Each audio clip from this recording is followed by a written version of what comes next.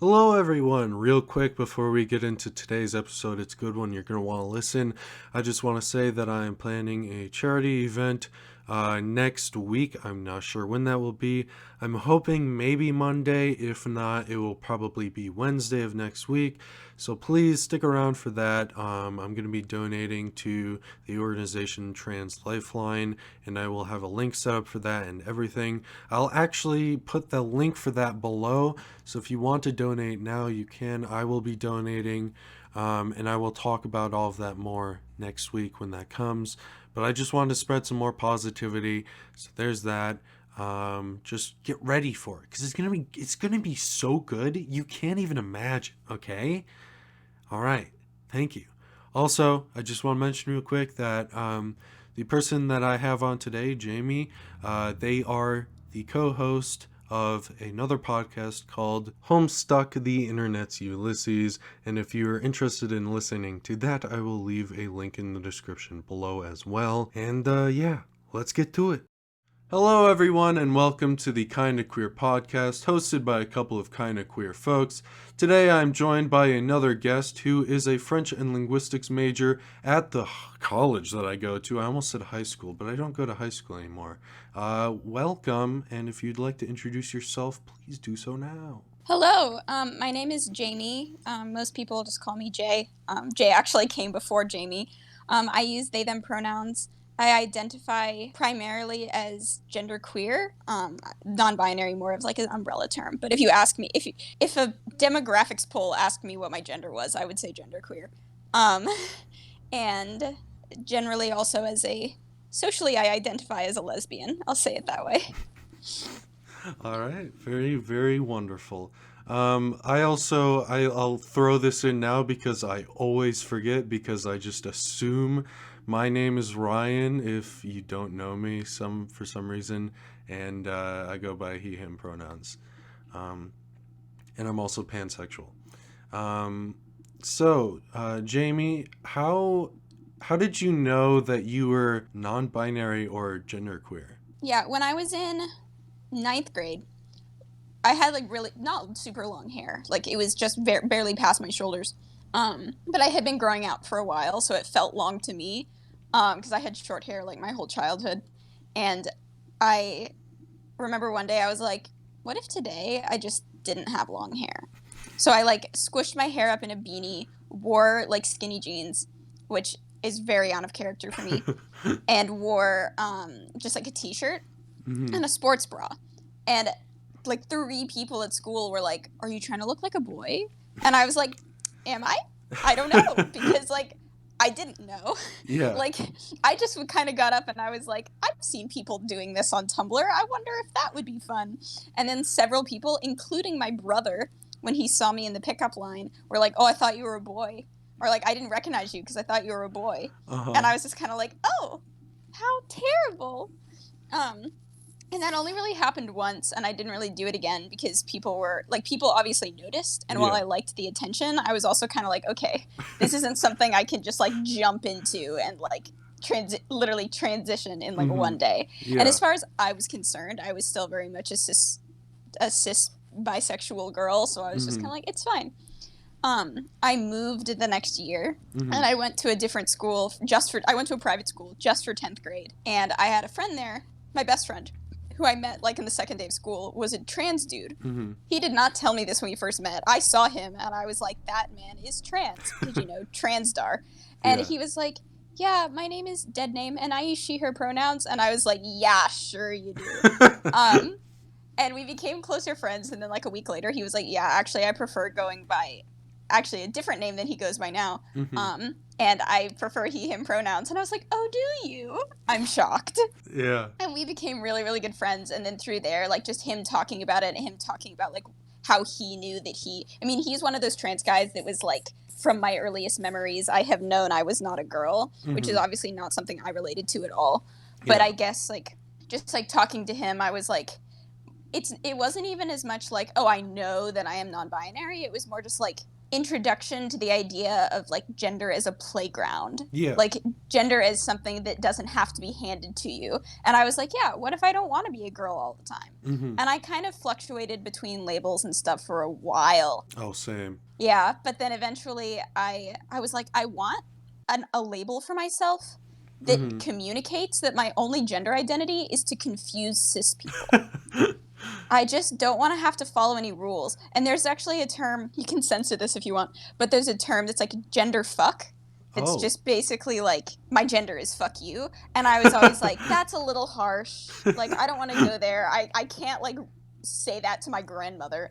But then I was like, wait, gender queer. It's right there. The whole point of it is that your gender is by definition queer. It is not a binary. It's just Yeah. something else. And I was like, that sounds perfect. And also I like the gender queer flag better than the non-binary flag. Mm-hmm.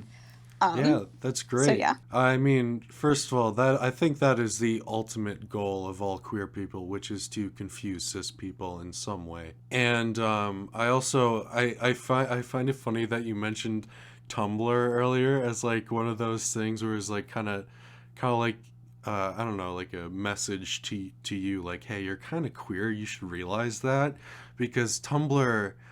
Oh boy, Tumblr was a platform. I mean, it still is a platform, but back in the day, it certainly was a platform. And let me tell you, it certainly told me some things, that's for sure. Oh yeah, absolutely. I didn't have a Tumblr until I knew I was queer. Like my Hmm. specific story of knowing that I was like attracted to not just men was this summer after 6th grade, and I had a friend of mine, and objectively she's very pretty.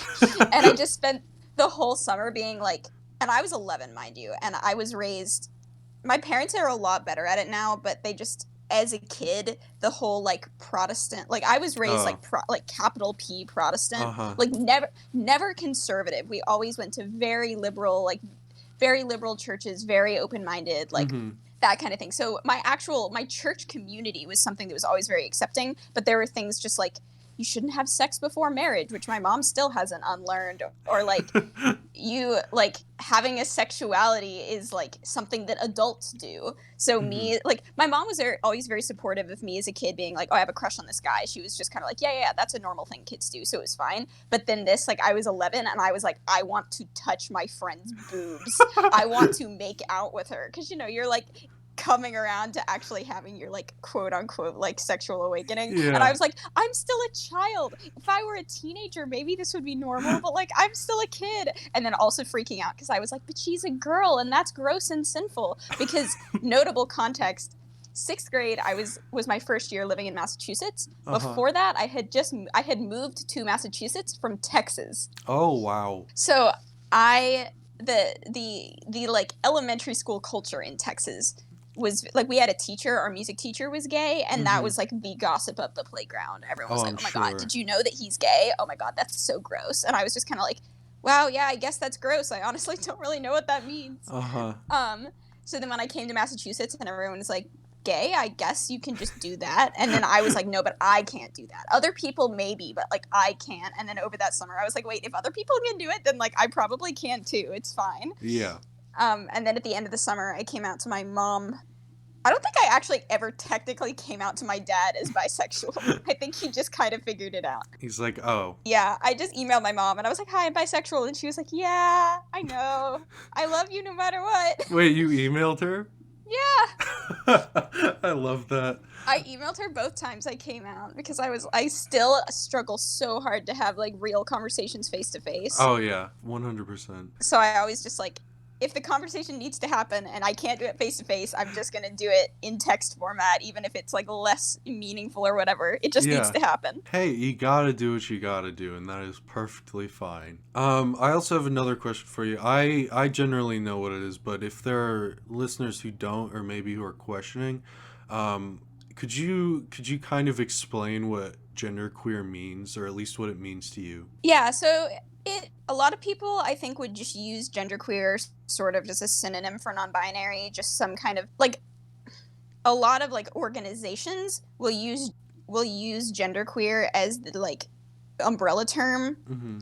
just interchangeably with non-binary. They're both very general in that sense. Like you could have like a term like bigender, which Mm-hmm. means you see yourself as having two genders, whereas both like genderqueer and non-binary, all that they communicate is that somehow you are not a man or a woman. Yeah. And whether that's because you feel like you don't have a gender, or your gender is a mix, or your gender changes, like saying that you're non-binary or saying that you're genderqueer doesn't imply any of that. It's just saying like I'm not.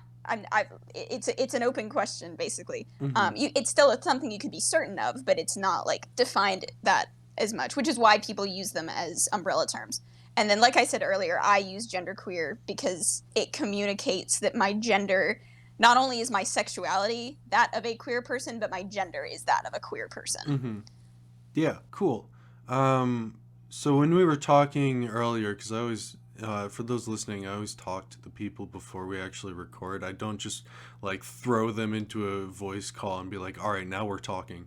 No, I actually I talk to them before and then ask like what they want to talk about. And you mentioned something about like being or questioning being like a non-binary, genderqueer, lesbian, and I wanted to know what does that mean? Yeah, so actually the lesbian-ness is a lot more recent than the genderqueerness. Like, it was 7th grade when I was like, okay, I'm bisexual. And then it was 10th grade when I was like, okay, I'm not cis anymore. I'm Mm-hmm.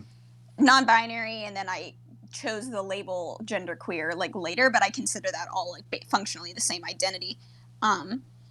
But then identifying as a lesbian was actually only something that only a label that I kind of adopted my freshman year of college. Mm-hmm.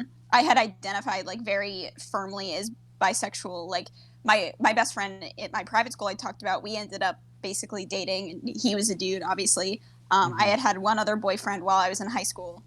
So I definitely like been in relationships with men, and then I was in not quite a relationship with one of my good friends who's still like very close, who I'm still very close with, and is now like my roommate and is like sitting in the other room right now. We were like kind of sort of together for a while, and while we were like kind of sort of together, I was like, they're also non-binary, and I was like, hey, would you be sad if I identified as a lesbian? Because there'd be like the understanding that they're like if people normally conceive of being a lesbian as being attracted to women, and like obviously Mm-hmm. they're not a woman. So I was like, oh, would you be okay with this? And they were like, yes, absolutely, of course, I want to support you, whatever labels you choose. And I was like, okay, thank you. Because Uh-huh. just at the time, I was just like, I had one of my first friends, my freshman year of college, was also a lesbian, and we would just like, her roommate was like very straight, and I got along very well with both of them, but I couldn't Mm-hmm. really hang out with them together because like with the gay one, we would just be like, oh my god, I can't believe straight people are so ridiculous. Oh my god, I can't believe that cis people be like, even though she was cis, like she's very Uh-huh. supportive. Yeah. um but then her roommate, we would just get together, and I would be like, oh my god, this girl that I like, oh my god, this other girl that I thought was really hot, oh my god, this guy, maybe I like him, I can't tell, I think he just thinks that I'm smart. And then she would just be like, oh my god, this boy talked to me, oh my god, this boy hit on me. And it was literally like every time I talked to her, I just felt like I was in middle school again. And it was fun. Like it's a very good kind of friendship to have your freshman year of college, because it's just like the emotional stakes are so low. Yeah. But then she was one of the ones who pointed out to me, she was like, like every girl that you mention is hot, you're like, that girl, she's so hot, Mm-hmm. I think I could marry her. And then every guy, you're like, maybe, I don't really know. And like, can get to this a bit later, but yeah, so identifying as a lesbian was something that happened my freshman year of college, where I was like, Mm-hmm. I don't know if I'm attracted to men anymore, but I don't think that I would ever date a man Yeah. for various reasons, so I'm just gonna identify as a lesbian. Like, that's a nice label. Yeah. And I just happen to have a very like lesbian personality. Uh-huh. Like all of the stereotypes about lesbians who are like into like knitting and like grandma things, like that's me. Uh-huh. So it just kind of made sense. And Yeah. then I started dating my now girlfriend in April 2019, Mm-hmm. and I was like, great, now I have a girlfriend. So I don't really like, I have a girlfriend. We're in a very long-term and stable relationship. So like, I know that I'm attracted to this one woman. Everyone else can remain a question mark. Yeah, you know what? That is fair. That is perfectly valid, and I love all of it. So earlier when I talked to you, you mentioned that you strongly identify with like having autism, and I wanted to know how does that affect you? Yeah, so my relationship to like identifying as autistic has kind of come in waves. And I see it as relating to my non-binary identity initially almost by like happenstance. Mm-hmm. Because in 6th grade, I was kind of like adopted by this group of friends who had Uh-huh. been like I was the 5th one and they were like 4 of them. Mm-hmm. The year before they had also been 5, but then the 5th girl, Noah, had moved away. So they were like, "Oh no, we're 4, but we have to be the Fab 5." And then Mm. I came and they were like, "Great, we want you to be in our friend group." And I was like, "This is awesome. This is perfect." Uh-huh. Um and they were really great and we were really good friends, but then throughout middle school we all started to like kind of dwindle away. Yeah. So there were 5 of us 6th grade. Then in 7th grade one of them had gone to a charter school. Then Mm-hmm. in the middle of 7th grade one of them moved to New Mexico, and then after 8th grade one of them moved to Cambridge. So ninth grade there were just 2 of us left. Yeah. All the time I was at the private school, it was me and then this other girl, and we stayed really close. Like we would texting like every day, like whenever we were actually both awake, Mm-hmm. because it was in a different time zone. But we were really close the year I was in the private school, and suffice it to say, my 10th grade year was one of like the worst years of my life. Yeah. Um, and when I came back to my high school in 11th grade, I was like, "Hey, I'm back. Let's be friends again." And she was like, "Oh, well, actually I have other friends now and they think that you're annoying and embarrassing and don't want to hang out with you." Oh no. And I was like, "Okay." And I read back on some of our texts and she actually was really supportive. Like she didn't in the moment, I don't think she did quite, she was kind of like being a pushover where her friends would Mm-hmm. be like, "We don't want to hang out with Jay." And she Yeah. would be like, "Okay, I guess that's fine." And I was like, "I have feelings too." But like I reread her text and she was always like, "Hey, where are you? Hey, I want to talk to you. Hey, I miss you. Like, hey, sorry that like this thing couldn't work out," like that kind of Yeah. stuff. So I don't have really hold anything against her. But talking to her was something where she was like, "Maybe there's a reason that you just only ever talk about your interests and like don't understand sarcasm Mm-hmm. and wave your hands around when you get excited, like etc., etc., etc." Lists all the things. Yeah. And like again through Tumblr I started like basically self-identifying as autistic. Like I Uh-huh. self-diagnosed and I was like, I think this is a label that makes a lot of sense to me. Mm-hmm. Um but then Dana and I, my friend, we basically just stopped being friends. Like we just kind of I became closer with the people who are my best friends now. Mm-hmm. And they are also like they're not autistic, but they also have like super strong interests, very passionate about like the Yeah. same things that I'm passionate about. So it works out really well. Mm-hmm. And like they're the people that I met my now roommate through. So like it all comes full circle. Mm-hmm. But what was I saying? Yeah, so I identified pretty strongly as autistic for a while, and then at the summer after 11th grade was when I dated the second boyfriend that I mentioned earlier, Mm-hmm. and his mom worked with like special needs kids and was Mm-hmm. very very strongly anti self-diagnosis. And Mm-hmm. he mentioned once to her that this was something that like I had self-diagnosed with autism, and she was like, "That's a very bad thing, and Jay doesn't know what they're talking about," like etc etc. Yeah. And that, and then also just so a combination of like her attitude towards it, the fact that it wasn't really something I felt comfortable telling anyone, and also the fact that like the friend who had kind of left me for other friends my junior year, for her I think autism was something that we collectively could kind of blame my idiosyncrasies on, and for a Mm-hmm. while it kind of became a negative thing for me. So Yeah. I stopped identifying with it as much because I was just like, no, that's just a label we made up to explain why like she didn't want to like be nice to me. Mm-hmm. So I kind of just like pushed it to the back burner. But then again, my current roommate is also autistic and also non-binary. So like we've Mm-hmm. had it. So talking to them more and getting to know like their experiences with it, and then my girlfriend's best friend is also autistic. So kind of between the two of them and like talking to them, it's interesting because my roommate was when I kind of divulged to my roommate like, "Hey, I think I might be autistic," they were Uh-huh. like, "Great, then you are." That it's that simple. And I was like, "Oh, I wasn't expecting you to be so supportive. Thank you so much." Yeah. But my girlfriend's best friend was a lot less supportive of self diagnosis, so Mm-hmm. it was never really something I could mention around her. Mm-hmm. But then over quarantine, actually, I had a telephone appointment with my psychiatrist, and I got officially diagnosed. And I was like, great, now I can yell this from the rooftops, and no one can stop me. Oh yeah. Because it's something that, like, it makes a lot of sense to me.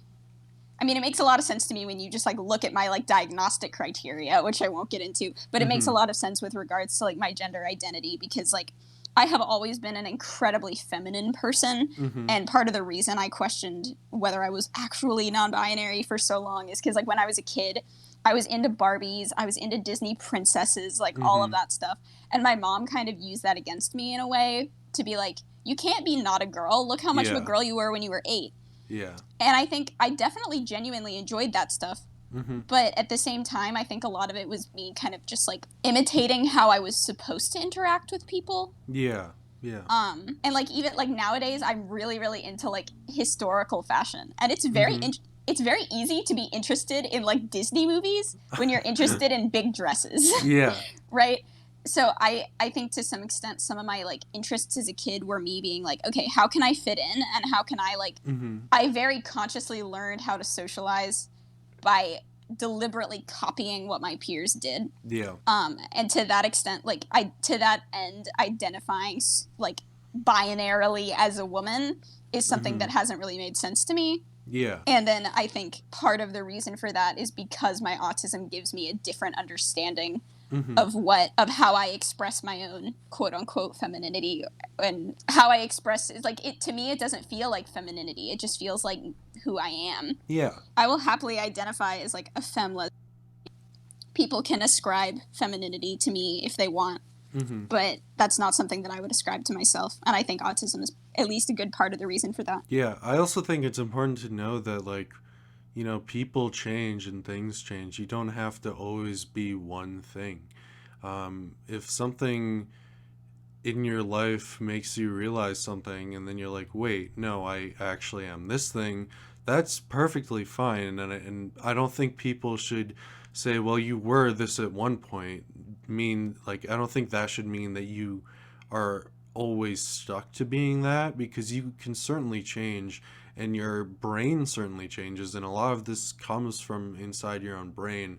And I think that we should be, and I don't mean you and I mean just like as a society, we should be more aware of that and kind of and accept that more, because I think it's kind of looked down upon more generally. Yeah, absolutely. So would you say that, like, I certainly imagine that it is, but would you say that being autistic is like is one of those like parts of your person, like like an aspect of you that is um, almost or just as important as being like genderqueer and non-binary? Yeah, I would say so. It's definitely when I think of my like identity soup, like identity, like alphabet soup of identities, autism Uh-huh. is definitely one of the ones that like comes up. Yeah. So yeah, I wouldn't say it's all on kind of a continuum, I guess. And I generally don't try to like present myself to other people like identity first, or at Mm-hmm. least not label first. Obviously, like identity is who I am, so Yeah. I try to be me, and then the labels, hopefully I try to make the labels come second. Mm-hmm. And so like obviously like your name is a label and your pronouns are a label, and those are a label that like need to be out in the open, because Yeah. that's very literally how people refer to you. But Mm-hmm. people aren't going to be like, oh yeah, Jamie, the non-binary genderqueer autistic lesbian who uses they them pronouns. They're just going to be like, oh yeah, I know Jamie, Yeah. and just leave it there. Well, it's good to have them, like, those labels out there, especially if you're a person who wants labels and is comforted by labels. If you're autistic and like sorting things into boxes. Yes, yes, of course. There were a couple things that you said, and I'll try not to forget, but I probably will, that you brought up that I can certainly relate to, and I just wanted to, I guess, touch on it myself. First of all, you mentioned like that friend of yours that who you were good friends with, and then they said like they don't want to be friends with you anymore because their other friends think you're annoying, and I 100% feel that, and I relate to that, because my best friend in the entire world when I don't even know how old we were. We were probably in middle school still, like early middle school. Like we would hang out together all the time. Like we were best friends for sure. And there was so many things like where I would be hanging out with them, and like other of her friends would want to hang out with her, but their friends didn't like me just because I was around. And so like they would call like, because my name is like Ryan Muller, because my last name starts with an M, they would call me Eddie Murphy, because like I was the annoying person that they didn't want to be around, or they didn't want her to be around. And eventually that just kind of dwindled into us like not being friends anymore. And so that is certainly something that I understand. And also I want to mention, like, a lot of my childhood was imitating others, because I have always been an extremely shy person, which is weird considering I'm doing this right now. But I've always been a very shy person, not outgoing. It's hard for me to like talk to new people and make friends. And so I would just kind of like, I would imitate others and pretend to be like them, so that other people be like, "Oh, this kid, he's just like us. He's cool."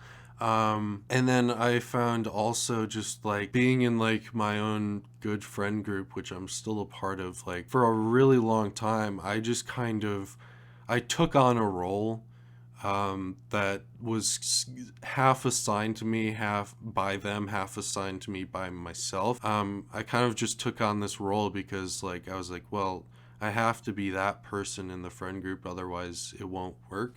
And I guess slowly I kind of started to realize, no, you can be yourself. And even though it's not that easy for me to be myself all the time, um, I have been able to come out of my shell a little bit more in that sense. So I just want to say, like, I definitely I understand to a degree what you're saying, and I think it's a great thing for people to hear, because you know, even if they don't have autism, or they are in like a completely different situation, I think people can always relate to something, and I think it's always good to have that out there. Yeah, definitely. Yeah, I think I was very lucky for I moved a lot. I Mm-hmm. had friends one year when I was in elementary school who were also very nerdy. And I just reconnected with them over quarantine, and we have like a Facebook group chat now. Like I hadn't talked to them in like 7 years or something, and we're Mm-hmm. all still huge nerds. Like they're both going to college to study history, Uh-huh. and I think being friends with them is like probably one of the like one was probably one of the better parts of my childhood in terms of socialization, because Mm-hmm. being imitating them meant being more myself, because Yeah. they were so similar to me, and because they were like, yeah, you can just talk to us about the tutors for 30 minutes. That's fine. Mm-hmm. Whereas like having friends like that is not a given for many people. And I'm definitely very lucky to have had those people in my childhood to kind of teach me, let me imitate them in a way that ended up better for me. Yeah. So I guess speaking of your childhood, and you already kind of brought up some things, but are there any specific childhood memories or stories that you can remember, or that you've been told, where looking back on it, you're like, oh wow, that should have been a very clear sign that I was queer in some way? Honestly, not that many. I wrote in my notes like as a kid I was honestly kind of painfully heterosexual. Like not just like, oh, I only have crushes on guys, but like I just wanted to be a Disney princess, and all the Disney Uh-huh. princesses just like want to get swept away by a prince. Like Yeah. that's I was like I had this weird like kind of dual identity as a kid, where I didn't want to like the stereotype of the girl who's like only talks about boys and like only obsessed with boys, like Mm-hmm. in media, that's usually like she's usually like stupid or like silly or like shallow or whatever. Uh-huh. But then at the same time, like I kind of felt like that myself. Like I obviously had other things I wanted to talk about, but Yeah. like the strong heroine in like children's media that's like, I don't want a boyfriend. I was like, oh, but like what if I do want a boyfriend? Does that make me stupid? Uh-huh. And so there was that weird kind of like dissonance within me, like for my whole childhood. And Mm-hmm. I very like I don't really remember having crushes on girls as a kid, but my mom did the thing which like I've seen people talk about a lot, where she would like we would see girls in public, like young women usually, and she'd be like, oh, she's really cute. Mm-hmm. And so I'm fairly confident my mom is entirely heterosexual, but what I kind of picked up on was this, like, it's super normal to see women and just be like, yeah, they're cute, and with, like, nothing behind it. Yeah. And so it took me a bit, like it was, and I think part of that's why it was kind of overwhelming for me, like that one Hmm. summer after 6th grade, because it was like, it felt like it came from nowhere, Yeah. where I was just suddenly like, wait, I want to, like, she's so pretty. She's all I want to think about. Oh my God, like, this is not me. This is, Uh-huh. where is this coming from? Yeah. And it was really like, so yeah, it was kind of like a whirlwind where I was suddenly like, the universe snapped its fingers and suddenly I was gay, but it didn't really feel like, oh, I should have seen this coming. Yeah. It just kind of like happened to me. Hmm. But I will say, before I like knew that summer where I was kind of like, am I gay? Am I not? I simultaneously just started to get more interested in like LGBT like activism and stuff. Hmm. And I think I've had the sense like this has happened with like being autistic or like being non-binary or honestly being like disabled now. Hmm. Like where years before it actually was impacting me, I was just really drawn to the community in some way. Yeah. And that kind of happened to me with being queer, where I wasn't like, it especially happened with me, like being trans, like being non binary, where I was just kind of like, the trans community is just something that like I am fascinated by, Hmm. at least as much as an intellectual sense as well as an emotional sense, because at the time it's just something I didn't understand. Yeah. And that's kind of how like the LGBT identity community was for me as a kid, where Hmm. if I knew about them, I was like, that's so interesting to me. Like something I want to learn more about that, but I don't know how, and I don't know why I want to learn more about it. And then when I was like, oh, I'm gay, or like, oh, I'm like trans, or like, oh, Uh-huh. I have chronic pain, I was like, that makes sense. I don't know how I knew this, but like I kind of did see that coming. Yeah. That's interesting. I also, I was kind of painfully heterosexual when I was a child. And I, again, like you said, when I realized something, it came all at once. It was in middle school, and it was just like, what is this? I don't understand this. But also, it's really interesting because I also, I guess before I really, I mean, I kind of realized at this point, but I didn't accept it or fully know it. Like I gained an interest in like the trans and LGBTQ community, more specifically the trans community. At the time, like I would watch like transgender YouTubers just to kind of like learn about it, and it was really like just that. I just wanted to know about it and learn about it, and yeah, it's certainly weird trying to figure out who you are, especially when you don't want to accept it or you think it's coming from nowhere. Yep, definitely. So, okay, another thing that we talked about before is you brought up the term bi lesbian, and I had never heard of it. But so can you explain what that is? Yeah, so it's a term that it basically, I have only just heard of it this year. Mm-hmm. And it kind of sprouted up from my perception. I'm sure people were talking about it before this, but from my perception, it kind of sprouted up as a discourse element. Mm-hmm. Like, I didn't see people identifying as bi lesbians. I just saw people complaining about how you shouldn't identify as a bi lesbian. Mm-hmm. And the idea, like a bi lesbian or bisexual lesbian, is someone who either is bisexual, like Mm-hmm. attracted to like multiple genders, but wants to claim the lesbian identity for some reason, Mm-hmm. or someone who is a lesbian who still feels that like they're not exclusively attracted to women. Yeah. And there's a lot of controversy around it, and I don't want to like dissect the discourse points bit by bit.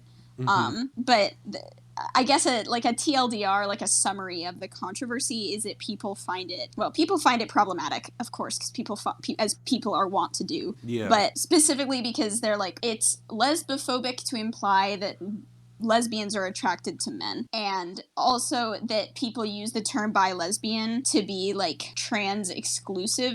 Not trans exclusive, but just the idea like it reinforces, people think that like identifying as a bi-lesbian, if you are using it to say like I'm bisexual but I choose to only date women, or like Mm-hmm. something like that, it kind of plays into the like turf sentiments of like women are superior, like there's something Yeah. wrong with dating men, which of course there isn't, especially because like when TERFs say there's something wrong with dating men, they usually mean there's something wrong with dating trans women. Yeah. I have consumed a lot of that discourse, and I think that there are important conversations to be had. Mm-hmm. However, I personally feel like it's a label that makes a lot of sense for me. Mm-hmm. Because I do feel like my roommate and I were having a conversation about this the other day. It's like kind of taboo to like percentagize your sexuality, like to say like I'm 50% attracted to men, 30% attracted to women, and 20% attracted to non-binary people or whatever. But like, as my roommate and I were both saying, like, to us, it, maybe not as an identity or as a label, but just as a like tool for understanding yourself, ascribing those percentages can be helpful. I agree. Yeah, and like I feel myself that I'm definitely attracted to women, but my attraction to women looks very different to me, feels very different to me from my attraction to men. And they both feel very different to me from my attraction to non-binary people. And since being attracted to men had just kind of been a given my entire life until I turned like 19, it feels kind of weird to me to just renounce that entirely, because I don't feel like I can personally be 100% certain that I will never be attracted to a man again. Yeah. And to me, like, the controversy about like implying that lesbians are attracted to men, to me it seems like it would be worse to identify as a lesbian and then one day date a man than to identify as a bi lesbian, knowing that that little prefix, the bi prefix, is what it's holding on to, like the shadow of a chance that maybe one day I will be attracted to men again. Yeah. Especially because it may never be relevant, because I am in a stable, committed, for now, monogamous relationship. So I feel like the term, if I was going to like percentagize my sexuality, it would be something like, I don't know, 98% attracted to women and 2% attracted to men, or like 75% attracted to like feminine non-binary people, 23% attracted to women, and like 2% attracted to men, or whatever the math adds up to. Yeah.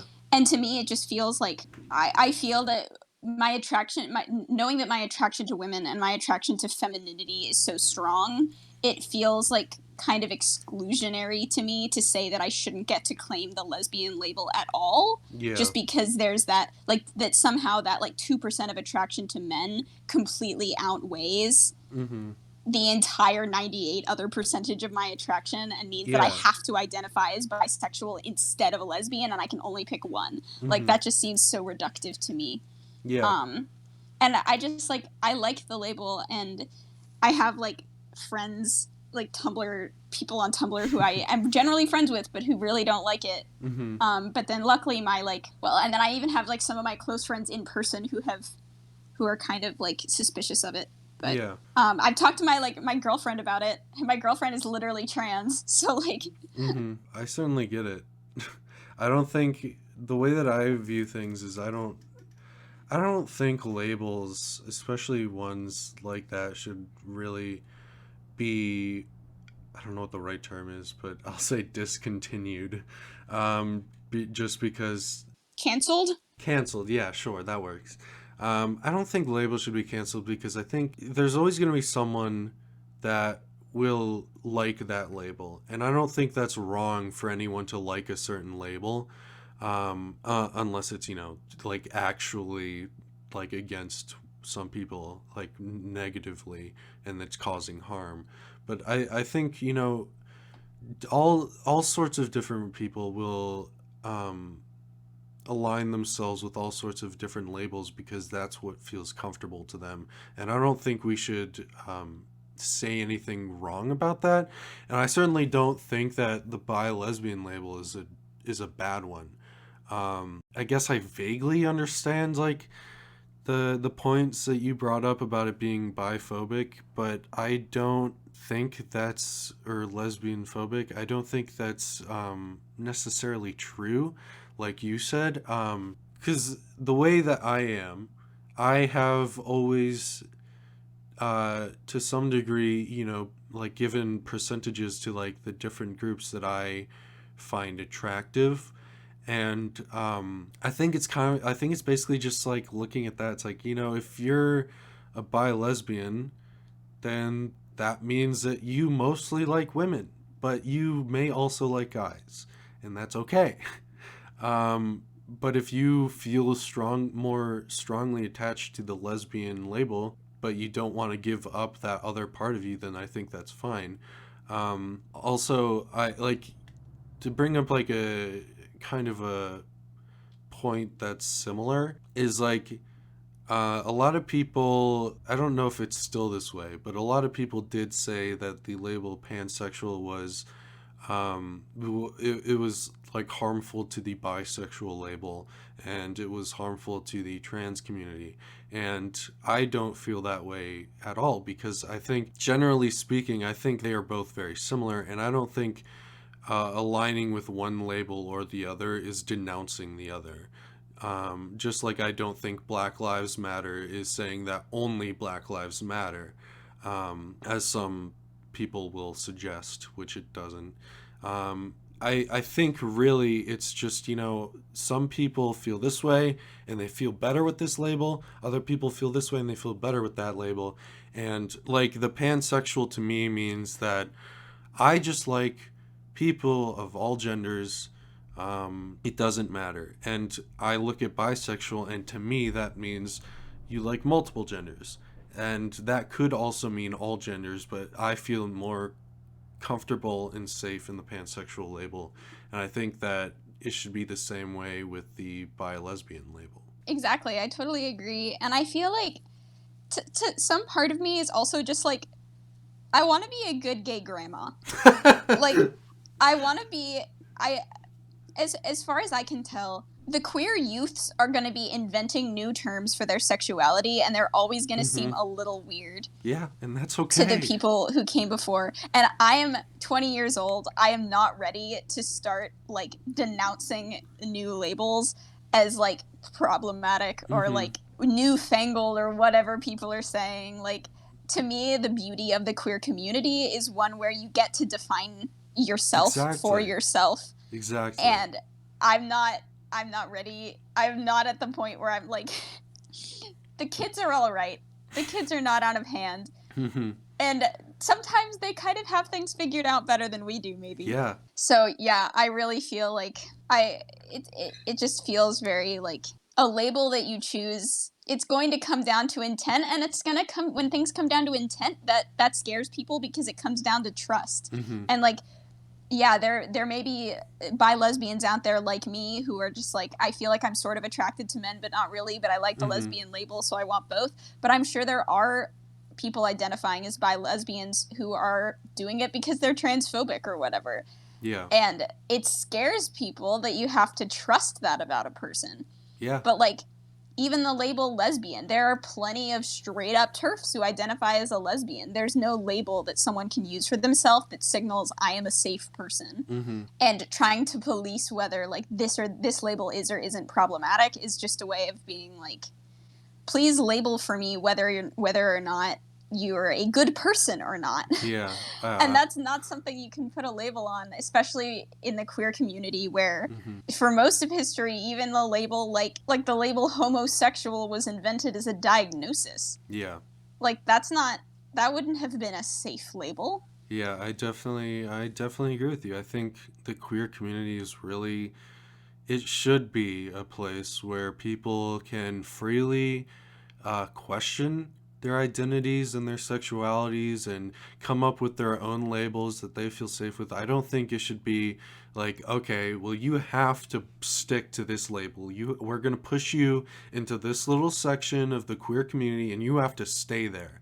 I don't think it should be like that at all. That's what straight people do. Exactly. I find it really disheartening. I was going to say something else, but I find it really disheartening when I see members of the queer community themselves who are negative towards other aspects of the queer community, because I think we should be all accepting, because things are going to change and people should be free to express who they feel they are, who they are.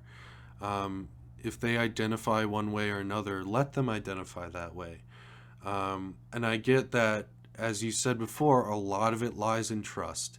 And I think our society, especially the American one, it's really hard for us to trust other people, especially people that we aren't directly related to. Like, I mean, we see it with all sorts of different people, and I think that we just kind of have to, or at least try to. And even if you disagree with a certain label or you disagree with something, I think it is I think it's okay if you express your concerns about it, but I don't think you should ever outright cancel it or like say derogatory things about it, because there's a good chance that that person is just trying to be themselves, and if that's not hurting anyone else, I don't think it should be, talked down upon. I mean, I would say I think part of the reason people don't like the bi lesbian label is because for some reason they construe that it is hurting someone. Mm-hmm. And I wouldn't want to say like, oh well, actually you're just wrong about that. I don't think it's hurting anyone. Yeah. But I guess for me, like to me, a community is a group of people that, for whatever reason, has to figure out how to live with one another, whether Mm-hmm. that's in person or like we said earlier on Tumblr or something like that. Yeah. And I think that the community building, what you're building up is that trust. And right Mm-hmm. now, like, I mean, I don't ever think that, what am I trying to say? I think that, like, there is any group of people is going to necessarily involve someone getting hurt, even if Mm-hmm. everyone is acting with the best intentions. Yeah. And like I said earlier, when it comes to intentions, it comes to trust. And you have to trust that even if someone's actions end up being hurtful, their intention was not that. Mm-hmm. And then be in a place to say, like, hey, what you're doing is hurtful, let's figure this out. Exactly. But that can't happen if someone just reblogs a bunch of posts on Tumblr being like, the bi lesbian label is inherently Mm-hmm. biphobic, lesbophobic, transphobic, etc., etc. Yeah. That's not a place where I can go and say, like, hey, I disagree, let's have a Mm-hmm. conversation. Yeah. Because they've already said their opinion. They're not saying this is how it hurts me. They're just saying, like, Mm-hmm. this is how it is hurtful. Yeah, like there are legitimately people who, they do things and they do hurt other people. And I will bring up in a person who I think is not a good person. I think they do things that are harmful all the time, and that is Trisha Paytas. And the thing is, I think, yes, we should call her out on those things. I'm not saying we shouldn't call people out on things. And this is just an example. We should definitely call people out for things if we think it's wrong, but do so in a respectful manner, please. Because if we don't do things respectfully, we won't get anywhere.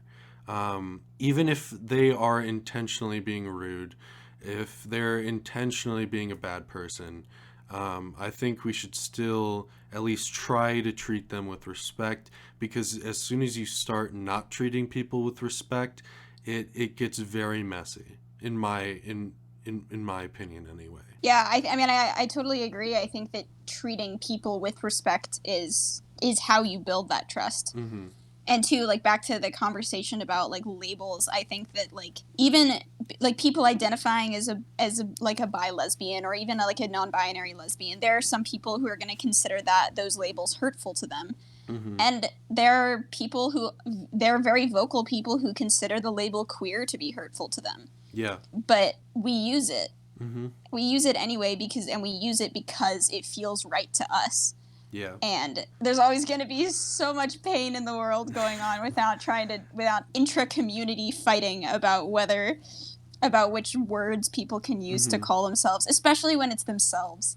Yeah. Like saying don't ascribe this label to a whole group of people is a different conversation from don't ascribe this label to you yourself, an individual. Yeah. Because you're always going to be the individual arbiter of your own identity, right? Mm-hmm. I think the word queer is a great example.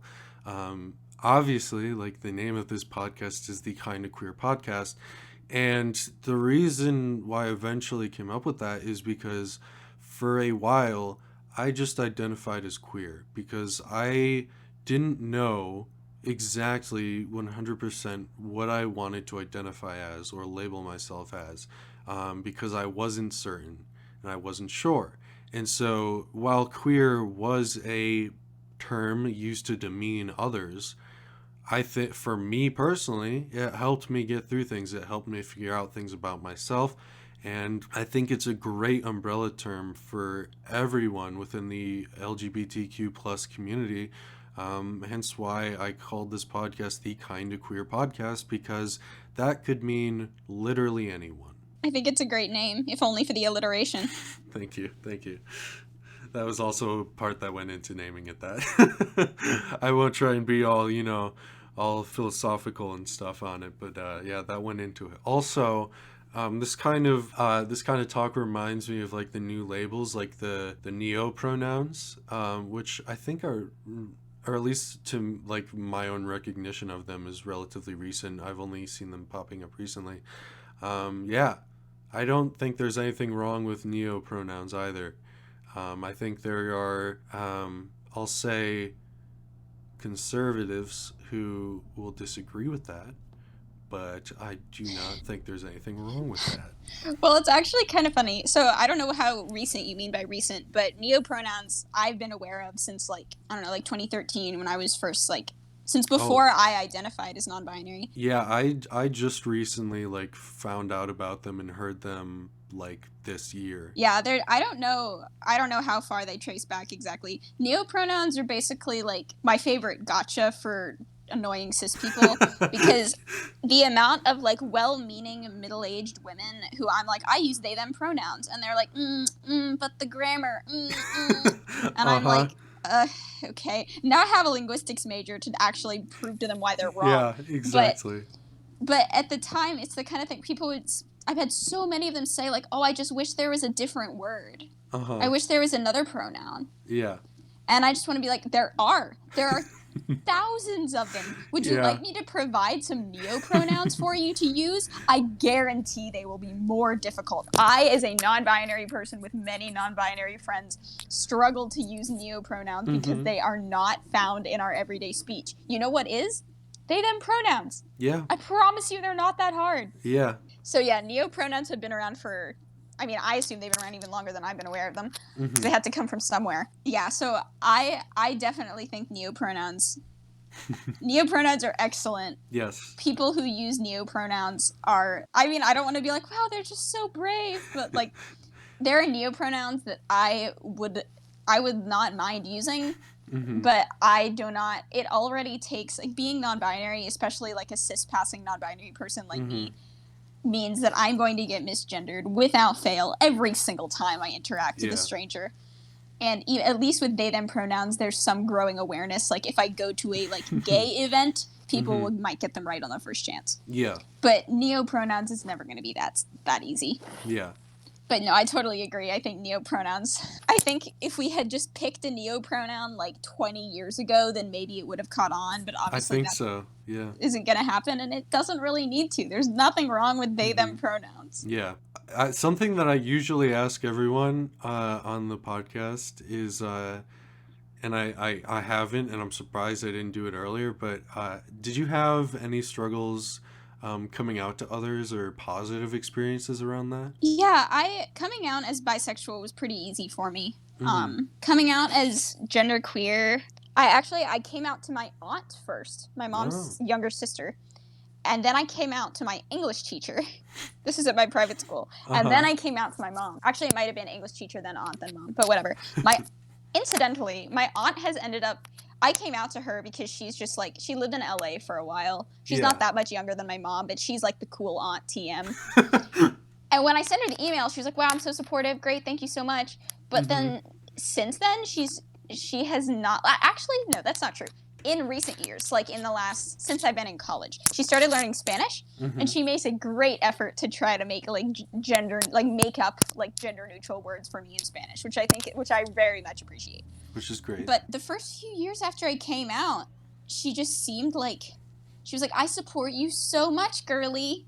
Oh. And I was like, do you hear the oxymoron in what you just said? It was so funny. And it just kind of confused me. With my mom is honestly such a model for how to come around. Like, she still messes up my pronouns about 50+% of the time, maybe. Yeah. Like, she's not great there, but she tries. my current roommate who I have an apartment with was quarantining with me and my family, and my Mm. mom always referred to us as like the college kids Yeah. rather than like the girls. She would refer to like my brother and my dad as like the boys, but she would refer to us as like the college kids. And I talked to her about it, and like when I first came out, she was like, "You have to understand, this is so hard for me. I feel like I'm mourning my child." And I was like, Mhm. "What are you talking about?" But now I asked her about it once, and she was like, "Yeah, I just realized that I needed to meet you where you are." Yeah, I think, you know, a lot of times I think for parents it is hard, especially maybe not so much. I think it's a lot harder for them when you come out like in terms of identity, not so much sexuality. Because from the day that you were born, you know, you've always been their little insert gender there. And so I think a lot of it is just because of that, you know, like the maternal paternal instinct that they have. And so I really, I am very grateful for parents who like try. If they're trying and they're legitimately trying, they're giving it their best, then that I think is great, because there is literal years in the making that have, like, you know, put this idea into their head of like their child being such and such a way. And I think that, you know, especially because not so much now, but for their generation that was never a thing, or at least it wasn't to a large extent, whereas now it's more recent and more normalized. And yeah, I thank those parents. Yeah, absolutely.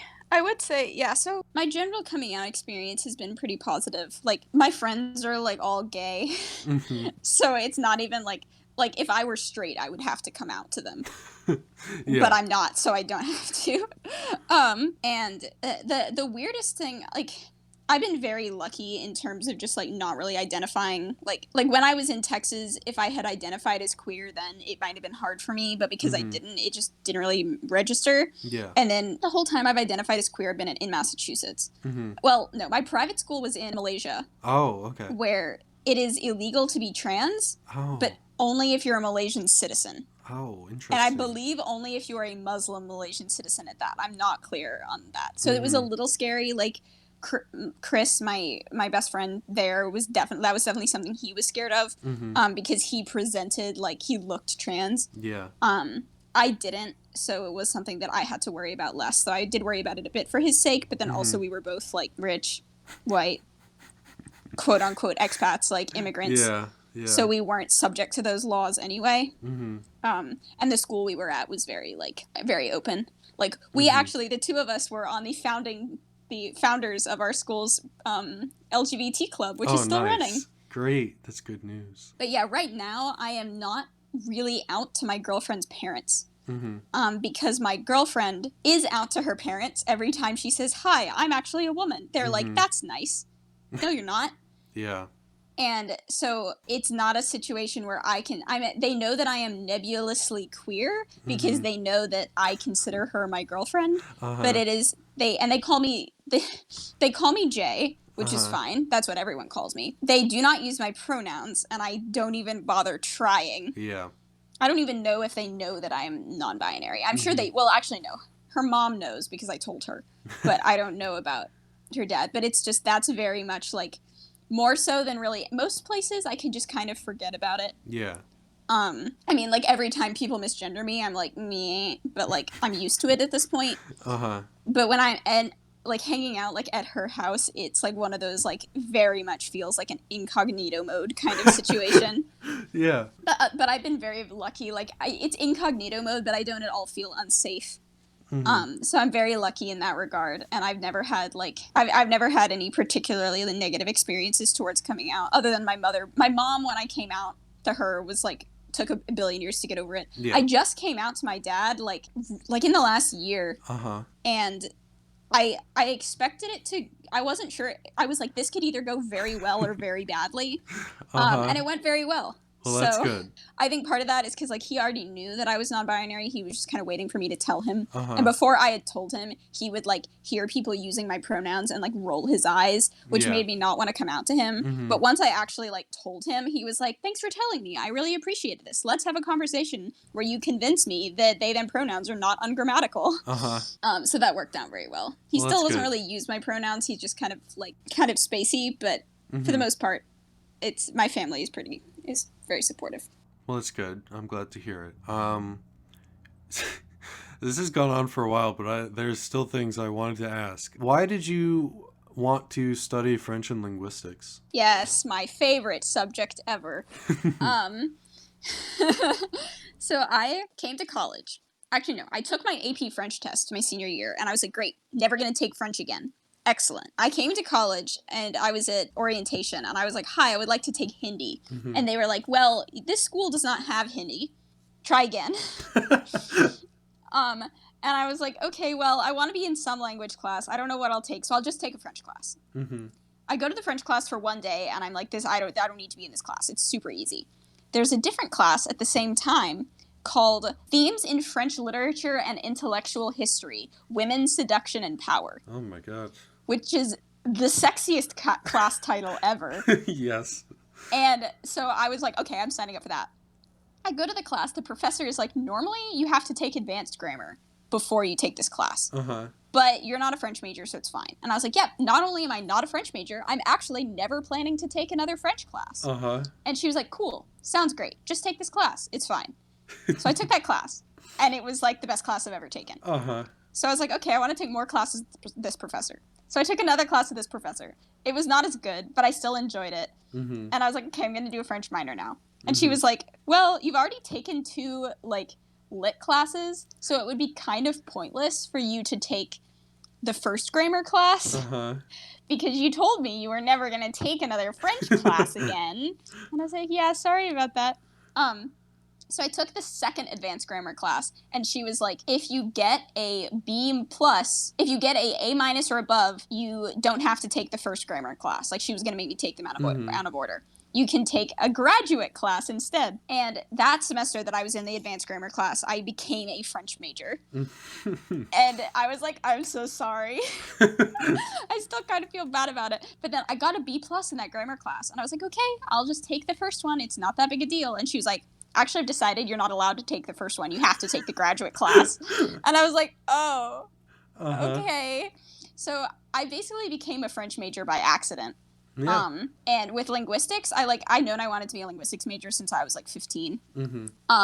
So becoming a French teacher was just a very convenient way of combining linguistics with French because within linguistics, I'm very interested specifically in second language acquisition, like how people learn a second language. Yeah.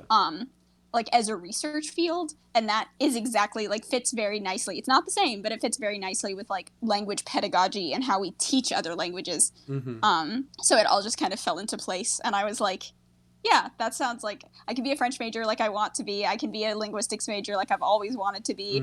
And there's reasonable enough job security in being a teacher, so it kind of all worked out. Why do you want to be a teacher? Remember what I said earlier about there being some communities that I've just always been kind of fascinated by, and then it turned out like 3 years later that it's because I was part of it. Yeah. That's kind of how being a teacher has been. My dad is a part-time lecturer at a university, and so he always liked teaching more than he liked his other job. So I was very much raised like being like teaching is like I've always been kind of a natural leader. Yeah. Not in like a social sense, but in a sense where someone was like, we need someone to be in charge of this thing. I was the one who would step up and be in charge of it. I think like high schoolers are just really cool. Like I work at a summer camp, a creative writing summer camp for high schoolers, and like they're like high schoolers are great because they're just like they're old enough that you can have a real conversation with them, but they still just like don't actually know anything. So like the conversations with high schoolers are just really great because you can just like you never know which way it's gonna go, but it's unpredictable in a like wow, they have the neuroplasticity of a kid, but like the maturity of a young adult, and the like hormonal confusion of like a middle schooler. all at once, and it's great. I think you would get along with my high school senior year English teacher very well. Yeah, so basically, like, I got interested in teaching because it made sense for, like, what I wanted to do. Like, Mm-hmm. I was like, how do I do French and linguistics and second language acquisition at the same time? Mm-hmm. So it made sense just practically, and also I'm just interested in education. And like, I think one of my other like interesting things, one of the things I really like talking to high schoolers about is everyone, especially in America, has really strong opinions on the education system, Yeah. myself included. So it was pretty easy for me to just take those strong opinions and decide I wanted to make a career out of it. Mm-hmm. So yeah, whenever I meet, like, I mean, anyone, like any high schooler, or even like freshman, I'm like, so tell me, my Tumblr bio literally says, send me your opinions on the education system. Cause it's just something like I love talking to people about. I love getting everyone's like different opinions about like what works for them, what they think Mm-hmm. is really good, what they think is really bad. Um, and I would love to take all of that and turn it into a career while I also Yeah. get to like speak French and think about the psychology of language learning. Yeah. So, would you bring any of your, I mean, I know the answer, but would you bring any of your experiences and learnings about like the queer community into being a teacher? Yeah, absolutely. I actually just joined a mailing list for trans teachers. Mm-hmm. So I'm interested to see like how that goes. Yeah. It's been interesting to me trying to figure out what honorific I would use in French. Mm-hmm. Because in French, like even in English, there's Mrs., there's Mister, and there's mix. Yeah. There's in French, there's Madame, and there's Monsieur. Mm-hmm. And I don't like either of them. I mean, they're both just like they're gendered. Yeah. So I was doing research once about like gender neutral honorifics in French. Mm-hmm. And the first one I found was citoyenne, which just means citizen. Mm-hmm. And that's what Napoleon tried to get everyone to call each other. Basically, it's Hey. like the French equivalent of like addressing people as comrade. Yeah. And I was like, oh my god, what if I had all my students refer to me as citoyenne? And my roommate who speaks French was like, Jay, you cannot do that. I forbid it. And I was like, okay. And then just in the last couple of weeks, it kind of occurred to me, which it should have occurred to me already. It's very self-evident. Mm-hmm. I'm planning to just have my students address me as like prof, Mm-hmm. which just means teacher. Mm-hmm. But prof on its own is gender neutral. Like it's short for like professeur, Mm-hmm. but prof is usually what's used for high school teachers. Yeah. And it's like it's basically the equivalent of just addressing your teacher as being like, "Hey teacher, can I have some help?" Yeah. I also am not a fan of my last name, Mm-hmm. so having them just call me like prof is just an easy shorthand way of like I don't have to worry about last name or gender. So yeah. How do you find like non-binary solutions in other languages? Do you just kind of take a similar approach to what you just mentioned? I definitely always try to do research when I can because it's to some extent there is less like discussion of like non-binary solutions in other languages. At least like Mm-hmm. in English, there are non-binary. You can find like major newspaper articles about them, Mm-hmm. or like they're like if you Google like gender neutral honorifics, like you will find mix, and you'll find it across many different sources. Mm-hmm. Whereas in other languages, like each community, each like sub community of queer people might have picked a different term for themselves. Mm-hmm. So you have to be more careful in your research to find like what is generally accepted and what people prefer or like. And then there to some extent, because a lot of like queer conversations happen on the internet, Mm-hmm. they just are happening in English and not Yeah. happening as at least as openly in other languages and not as accessibly Mm-hmm. to people who don't speak those languages. Yeah. I don't really have many like native speaker French friends, Mm-hmm. but I'm hoping that will change when I go abroad. So for now, I've come up with prof like kind of on my own because I Mhm. needed like a placeholder. But like I don't know what a non-binary teacher in France would do. Yeah. And I imagine that it varies teacher by teacher. Yeah. I used to enjoy because I took Spanish, and I used to enjoy Spanish in middle school, which was the only 1 year that I took it in middle school because that was the only year it was offered. And then high school, I took Spanish all 4 years, and slowly but surely, I started to hate it because the teachers are awful. So if you can do a better job than them, I will award you and thank That's the plan. you. I had my own fair share. Well, my French teachers in high school were generally their heart was in the right place most of the time. I'll say Mhm. that. Okay. But Yeah. yeah, Uh-huh. I just think you can get so far as a language teacher with just like being nice. Any teacher, just being nice to your students. Yeah. Like so many teachers just want to like be the authority, and I think Think that's such a bad attitude to have. yeah.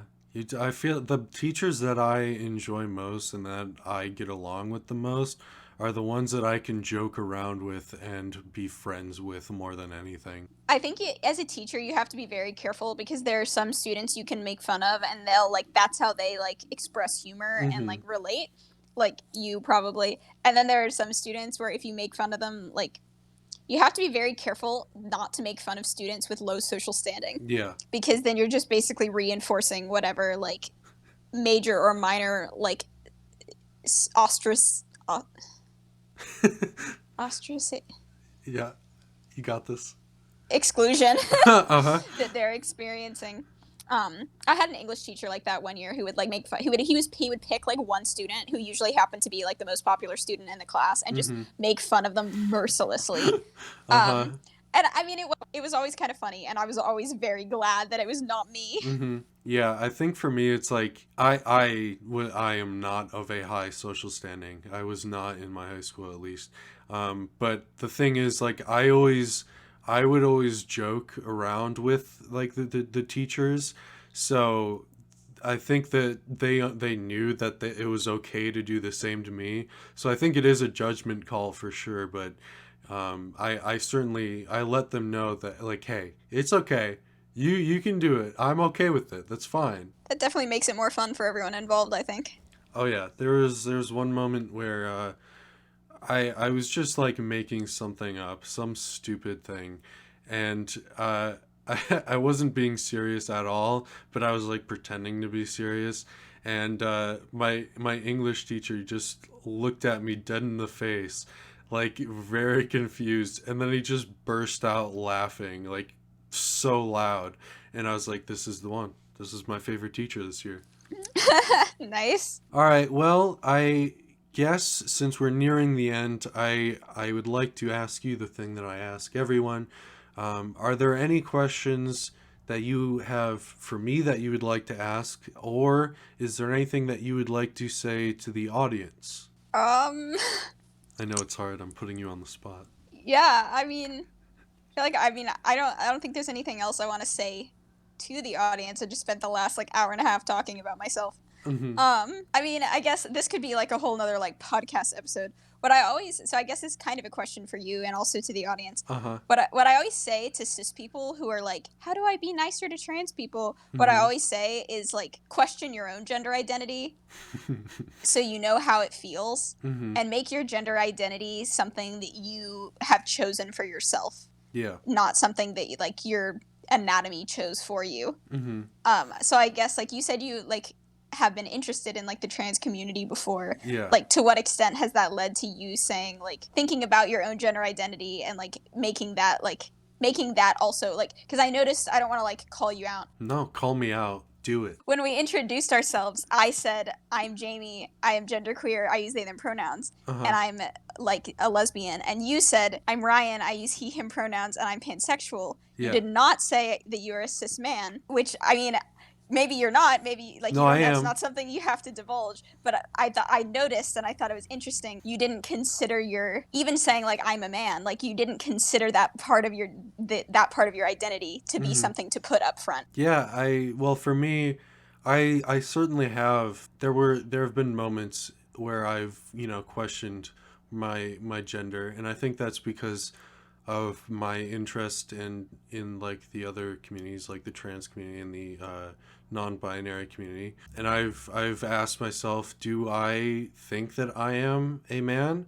And my conclusion is that I do, and I am comfortable being that. And as for why I guess I don't say like I'm a man, I don't know. I think it's partially just because, probably because I have, innate white cisgendered privilege. um, and that's just how it is. Obviously, I try to, work past that and improve myself in those ways. But I also say, I guess when I introduce myself, I say, like, as you said, I gave myself the he him pronouns instead of just saying like I'm a man, because I try, I don't know if this is wrong. If it's wrong, let me know. I try to, make it so it's more inclusive for other people, because if I say I'm a man, then I guess, I don't know, that feels different than me saying I'm he him, because I feel like that makes it easier for other people to give their pronouns, if they're not cisgendered, and or if they are, and I just kind of want to help try to normalize that. No, absolutely. I don't think there's necessarily, I'm not saying you shouldn't say your pronouns at all. I think everyone should say their pronouns. I guess it's the kind of thing like, and I don't think there's a wrong way to do this. And this is not something I've thought about much at all either, but just something I'm thinking about now. Mm-hmm. Like you just said, like saying your pronouns as a cis person is a way of like normalizing it for Mm-hmm. people who, like, I have no choice to share my pronouns because otherwise people just won't know what they are. Mm-hmm. And I think like you can go around like an introduction circle. Okay, I will say this. This is like the number one thing a cis person can do to make me trust you is if we're going around like an introduction circle. If everyone is just saying their name, I don't want to have to be the first person to also say my pronouns. Yeah. So if a cis person is sitting in the circle and is like, "Oh hey, my name's Sarah and I use she her pronouns," I'm like, "I like you, Sarah." Mm-hmm. That's why I put it in like my name for Zoom meetings and stuff. And I'm typically one of the only ones, but I do it. Yep, same. I noticed that. I really appreciate it. And I would say specifically like in this podcast setting where people are just like listing out all their identities, by not saying that like I'm cis or like I'm a man, you're letting people assume that. But like you could be non-binary and still use he him pronouns. But then you're letting I feel really bad. No, I'm not saying this is wrong at all. But by not saying like I'm cis or I'm a man, you're letting that be the understood default. Yeah, I guess so. You're right. So I guess I don't want to like put you on the spot, I guess, in return, but like bam, right back at you. But for audience members, for cis audience members who are listening, or for you, like definitely like just say your pronouns any chance you get. Put it in your Zoom, put it in your Zoom name, put it in like your email bio. If you're going around a name circle, even if every single person there is cis, like say your pronouns. If someone there you think might not be cis, say your pronouns. They might be more comfortable than saying theirs. Yeah. Or at least they won't be the only one. Like, normalize the hell out of it. But then also normalizing, like, your gender. Cis people have gender identities, and their gender identities are just as meaningful to them and just as chosen as trans people's are. At least hopefully. Yeah. And I think it really resonates with me a lot when people are like, yeah, like I'm a cis woman or like I'm a cis man and that's part of my identity. So it's not always the trans people who are saying like, this is me. Yeah. You know what? That's very valid. Thank you for bringing that up. Yeah, that's what I've got. All right. Well, thank you, Jay, for joining me on this podcast. Yeah, thanks for having me. It's been fun. And thank you, everyone, for listening. This has been the Kinda Queer podcast, hosted by a couple of kinda queer folks. See you in the next one. After I spent a year at a private school, I moved back to the high school. So it's kind of hard to explain. So my high school that I graduated from was a 6 through 12 school, and I went there 6 through 12, except for 10th grade when I went to a private school. Interesting. So when I moved back for 11th grade, I had starting earlier. What else is important about me besides the fact that I speak French and am autistic? Literally nothing. I feel that.